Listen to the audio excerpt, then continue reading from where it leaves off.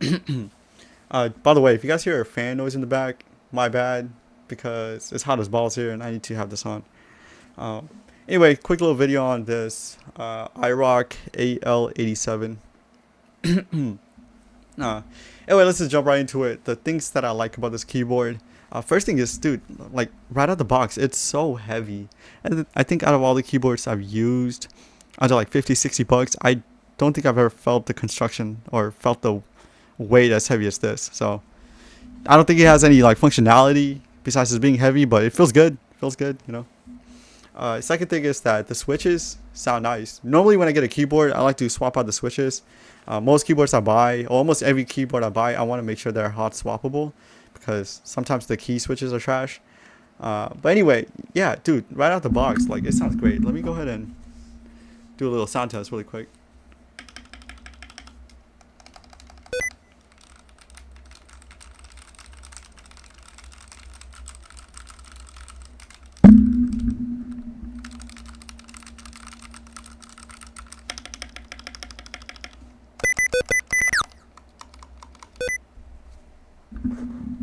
Okay, well hopefully the fucking mic caught that.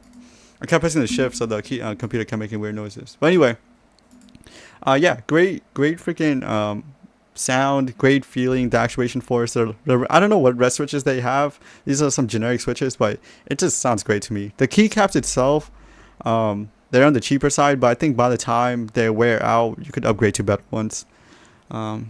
Yeah, let's see. The on and off switch is on the top, so normally it'll be on the side. Some RK does it on the back, which I hate. This one has it on the top, and it's between the function key, F1 key, and the escape key.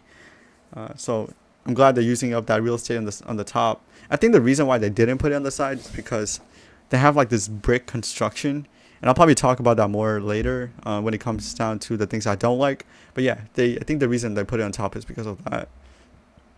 It almost feels like an afterthought, but I don't know, maybe not.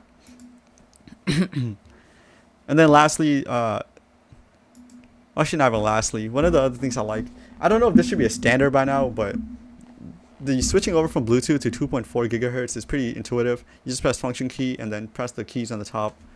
You could go to wired mode like that too. I don't know what the other one does, like the home key, but you have that option. And lastly, the best thing about this keyboard is probably the battery life. Ever since I got it, I never had to charge it. It's been 2 weeks. As soon as I got out of the box, I plugged it in, started playing with it, and it's been great so far. So, solid battery life. I think it's the best one I've had so far, because normally I would have to charge it by now. But yeah, I think it does have RGB. I don't really use RGB. Yeah, it does have RGB.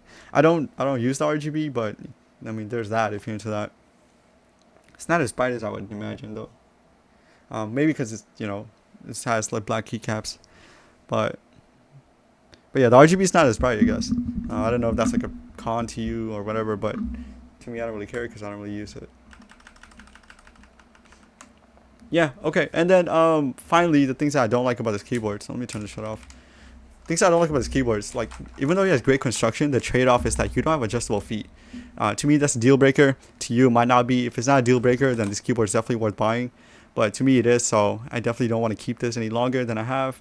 I'm going back to my royal clutch, but yeah, if this had adjustable feet, dude, I would hands down use this as my main keyboard, but unfortunately it does not. And then lastly, it doesn't have a place to store or place your USB, which I don't know why they did it this way, but there's no place to put your USB receiver. Maybe I'm missing something, I don't know, but why they do it this way, I don't know. Most keyboards I've used that are wireless always has a slot, like literally always has a slot for a USB receiver, but this one doesn't. There is a, let me see if I could find the cable for it.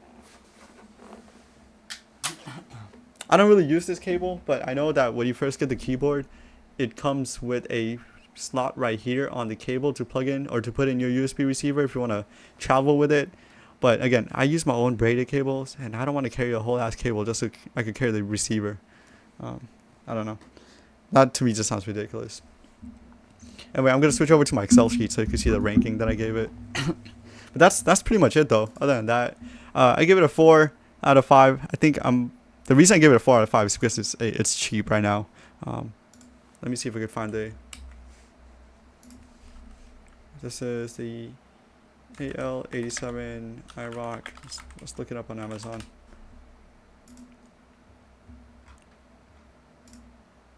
Is this it? This is it. No, this is the FE. I think I did a review on that one already. This one right here. So it's 20% off. So it should be around $45. And then 2 colors, black and white. Does it give you the option to switch? I think they all just come with red switches. So, yeah. Anyway, great keyboard. So going back to the Excel sheet, you know, these two are the selling points. Like if I could just highlight this in green, make this shit bold. Look at that. $45 cheaper and has higher battery life than my main keyboard, which is this right here.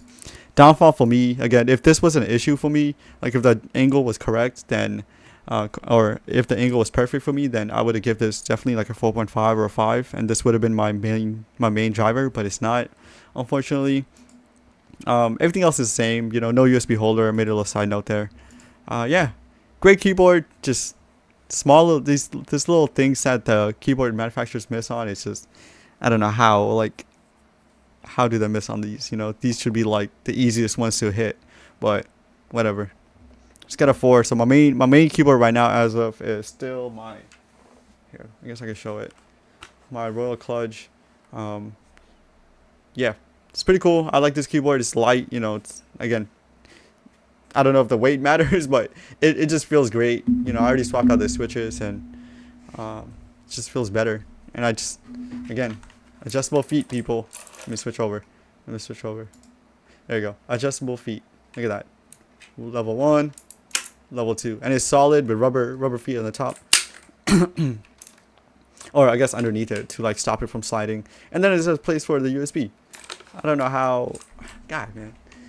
As you can tell, I'm upset about it because this is such a great keyboard. If I could take the battery out of this and put it into my RK, I would 100% do that, and then this RK would be a 5 out of 5 keyboard, like hands down. Yeah, this actually, now I think about it, I'm gonna ring this one a little bit lower. We'll give this a 4.3. Only because like the full shift key is annoying. Yeah, because I can't find a lot of good premium key switches, or sorry, the keycaps for the RK84. But yeah, anyway, thanks for watching. I don't want to keep rambling on any further than I already have. It's already 7 minutes.